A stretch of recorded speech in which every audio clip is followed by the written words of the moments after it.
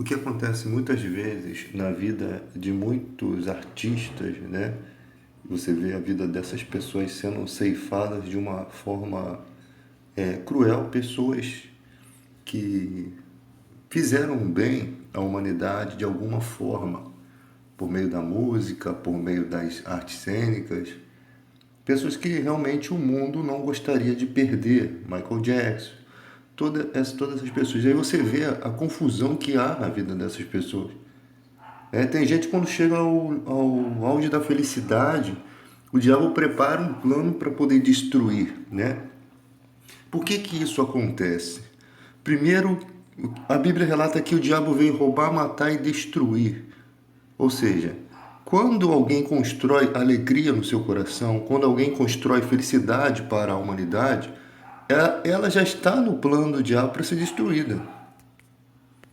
E por que que o mal consegue destruir? Porque todas as pessoas que não conheceram a Jesus Cristo, não tiveram uma verdadeira conversão, elas ainda estão do lado de lá da vida espiritual. Jesus disse bem claro: Satanás é o príncipe desse século. Ele é o príncipe, ele lidera. Não há meio termo, só existe os nascidos da carne, que se inclinam para as coisas da carne, e os nascidos do espírito. Só há duas divisões. Aqui em Colossenses você vê, ele nos tirou da potestade das trevas e nos transportou para o reino do Filho do seu amor. Quando aceitamos Jesus, espiritualmente fomos protegidos por Deus. Por isso que nós somos propriedade exclusiva de Deus. Todo o nosso entendimento, todos os enganos caem por terra, todo o nosso entendimento passa a ser nutrido por Deus. Se você é um cristão que não anda de conformidade com as Escrituras, você acaba sofrendo, porque o que planta na carne colhe corrupção, né? Quando existe um entendimento disso, uma pessoa que não é cristão, ela começa a entender, ela realmente, quando Deus grava no coração dela a mensagem que está de acordo com as Escrituras, né? Acaba acontecendo o seguinte: a mensagem entra no coração da pessoa, a pessoa começa a ficar percebida, mas ela precisa aceitar Jesus. A conversão é muito importante. Tanto que a Bíblia chega a dizer que Deus, é como se Deus estivesse rogando por meio de nós para que essas pessoas aceitem o caminho. Porque só assim elas terão essa proteção divina. Ele nos tirou da potestade das trevas. O que acontecia quando estávamos na potestade das trevas? Éramos inclinados aos nossos prazeres naturais. Não tínhamos uma lei no nosso coração escrita que dizia pra gente: vocês têm que obedecer a Deus. Agora não, temos a lei de Deus no nosso coração através do Espírito Santo, né? E a Bíblia diz: todos quanto receberam, deles o poder para se tornarem, para serem feitos filhos de Deus. Ganhamos capacidade de obedecer. Capacidade e intercessão do Espírito Santo que nos ajuda nas nossas fraquezas. Então o que eu prego aqui é totalmente de conformidade com as Escrituras. Quando a pessoa está do lado de lá fazendo bem, o diabo quer acabar com tudo. Ele não quer ver sorriso, ele não quer ver alegria, ele não quer ver sucesso, ele quer ver decepções, ele quer ver as pessoas pensando assim: nossa, Deus é tão injusto. No auge do sucesso o cara é dizimado, no auge da carreira ele não merecia morrer dessa forma, ele não merecia ter aquela doença. O diabo é o acusador. E isso muita gente não entende. Por que Deus levou meu filho? Porque, gente, existem coisas que acontecem nesse mundo que as pessoas não percebem. Tem gente que vive no meio de tiroteio, né? De uma luta contra o crime que não resolve nada. Mas simplesmente você e sua família lá, no meio daquele tiroteio no morro, você com medo de perder a sua família, sabendo que aquela guerra contra o tráfico não dá jeito nunca. E pessoas inocentes ali, no meio de milhões de tiros sendo disparados, com certeza vai ter vítimas. Né? Então, o ser humano não consegue pensar por que nós estamos fazendo. O que nós estamos fazendo botando em risco a vida das pessoas? O que nós estamos fazendo? Nós estamos combatendo a criminalidade, tirando vidas. Sem preparo, sem pensar no quem mora lá. Porque às vezes eu convido a pessoa a falar assim: você é a favor disso? Então pega a sua família e vai morar lá no morro e viver no meio do tiroteio, que aí eu quero ver depois de 3 horas de tiroteio, com milhões de balas voando, eu quero ver qual vai ser a sua opinião. Quando você vier tremendo com as pernas bamba. Quando você vê que o tiro bateu perto da cabeça do teu filho. Então, infelizmente, o ser humano não enxerga isso. O mal, ele vem roubar, matar e destruir.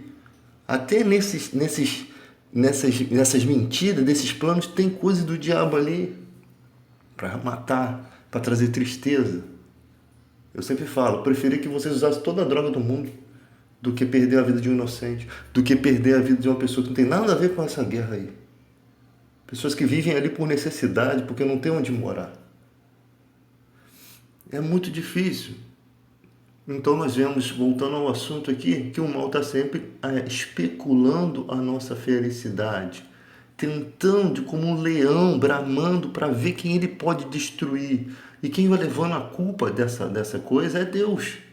Ele faz isso exatamente de uma forma sorrateira, que quem não percebe pensa, poxa, mas Deus é tão injusto, como é que Deus permite isso? Por que Deus permitiu que Eva e Adão comessem dos frutos lá? Por que Deus permitiu isso? Aquilo começa a vir uma palavra acusatória, enquanto Jesus disse, não, Deus é amor, Deus é justiça. Jesus está representando ali a bondade. Jesus vem, não foi ele que fez, o leproso teve a lepra de nascimento, mas ele tem a cura. Jesus tem a cura e ele vai lá e cura, mostrando a bondade de Deus. Às vezes as pessoas não entendem, eu estou com câncer, como é que Deus fez isso comigo? Aí você vai ver na vida da indústria, né? Tem um monte de coisas ali que causou aquilo em certas pessoas. E Deus vai levando a culpa disso. Tem armas do diabo preparadas contra a vida das pessoas. O cigarro é uma arma do diabo. As drogas, a bebida, são armas do diabo. Ele não pode acabar com a sua vida de uma vez, mas ele pode trazer alguns problemas. É o marido batendo na mulher, gente batendo com o carro. Tem gente que você pensa que se suicidou, o mal entrou na vida dele exatamente naquela hora em que ele estava em perigo e jogou ele lá de cima. Essa determinação na mente. Aí a pessoa procura ajuda em todas as partes. A única ajuda possível para ela é Jesus Cristo. Ela ser tirada do império das trevas para o reino do Filho. Mas quando você quando você pensa assim, não, vou aceitar Jesus, aí as pessoas procuram logo as igrejas mais bonitas, com os bancos mais bonitos, com ar-condicionado. Porque num calor desse do Rio de Janeiro, quem quer entrar numa igreja num banco de madeira sem ar-condicionado? Aí você senta lá na igreja e você não ouve o evangelho. Você ouve uma petição de dinheiro. Daí que você percebe quão maldoso é quando o homem procura ajuda divina e ele encontra o diabo dentro da igreja. E vocês ficam aí financiando isso. Financiando a hipocrisia. Alguns pastores eram para ser presos com posse de drogas dentro da igreja, assegurando que está curando as pessoas que são viciadas. Se Deus não faz acepção de pessoas, teria que curar todos os viciados. E aí o cara pastor com posse de drogas dentro da igreja, porque se ele não tiver com droga de verdade, já é charlatanismo. Se ele tiver com droga de verdade, é crime, mas ninguém faz nada. O povo continua igual umas bestas aplaudindo, né? Então o cristão não pode ver isso e também ficar quieto. Ele tem que se levantar contra isso. Ele tem que se levantar e dizer, o que estão fazendo com o nosso evangelho? O que estão fazendo com o evangelho de Cristo? O que estão fazendo da verdade? Nós não podemos ser tão frouxos e negligenciar isso. O que estão fazendo? Né? Aí as pessoas pensam, não, você não pode julgar, você não é melhor do que ninguém. Mas quem está dizendo que é julgar, gente? Quem está dizendo que alguém é melhor que alguém? Nós só estamos dizendo que o evangelho que está sendo anunciado não é o verdadeiro. É o evangelho do oba-oba, da falcatrua. Esse nós não podemos aceitar. Que tipo de cristão somos se aceitamos isso hoje em dia? Porque quando a pessoa está precisando de ajuda, se ela for na igreja ela não encontrar ajuda, ela não vai conhecer Jesus, ela vai ter um prejuízo espiritual muito grande. É por amor a essas pessoas que a gente luta aqui embaixo. Estamos aqui exatamente para fazer essa função, de mostrar para as pessoas que aquilo que estão anunciando como evangelho verdadeiro não é o evangelho da salvação verdadeiro, não é esse. A pessoa vem, não, mas eu já fui na igreja, me decepcionei, não achei Jesus, não achei Deus. Nós não queremos ouvir isso. Nós queremos ouvir que aquela pessoa foi, encontrou uma palavra pura, porque diz a Escritura que a palavra de Deus é pura, eficaz, mais cortante que espada de dois gumes, ou seja, ela tem capacidade de entrar no coração do homem naturalmente e mostrar a verdade, né? E nós esperamos uma transformação, porque onde abundou o pecado, superabunda a graça de Deus. Como na vida de Zaqueu, aceitou Jesus, ele teve coragem de distribuir metade dos seus bens aos pobres. Ele estava determinado. Hoje em dia o cara aceita Jesus e ele quer mudar tudo na igreja. Ele não quer mudar, ele acha que está tudo por fora errado. Ele quer manipular, ele acha que pode fazer da igreja o que ele fazia no mundo, manipular pessoas, comprar os dons, comprar cargos. Como aquele mágico lá da Bíblia, os dois mágicos, um que tentou comprar o dom do Espírito Santo de Pedro, e Pedro falou na cara dele, você está com o coração enfiado de amargura. Ou seja, no momento em que está vindo a melhor pérola, né, a pérola mais valiosa para a vida dele, ele acha que pode comprar aquilo, ele tem do coração dele arrebatado a verdadeira mensagem de Cristo, que é de arrependimento. Não existe evangelho sem arrependimento, não existe evangelho sem novidade de vida, não existe evangelho sem realmente ter uma aliança com Deus. Se você tiver uma aliança com Deus, a Bíblia ela vai se cumprir. Tudo que pedir em meu nome, nem vou rogar ao Pai, eu mesmo vos darei. Eu mesmo vos darei, disse Jesus. Tudo que pedir em meu nome, crendo que recebereis. Mas só quem pode fazer isso é quem realmente está alicerçado. A casa alicerçada na areia, vem as tempestades e leva ela. Mas se você estiver na rocha, você resiste, né?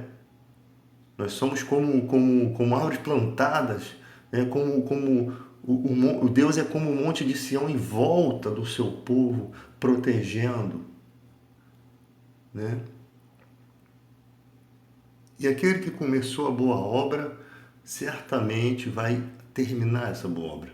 De Jesus tem poder suficiente para nos nutrir, para nos levantar nas nossas dificuldades, para nos reanimar, né? As pessoas, às vezes a gente faz oração pela pessoa que está encarcerada, a gente ora para que a pessoa saia da cadeia, mas a gente tem que orar para aquela pessoa encontrar Jesus ali dentro. A gente tem que orar para aquela pessoa sair transformada dali de dentro.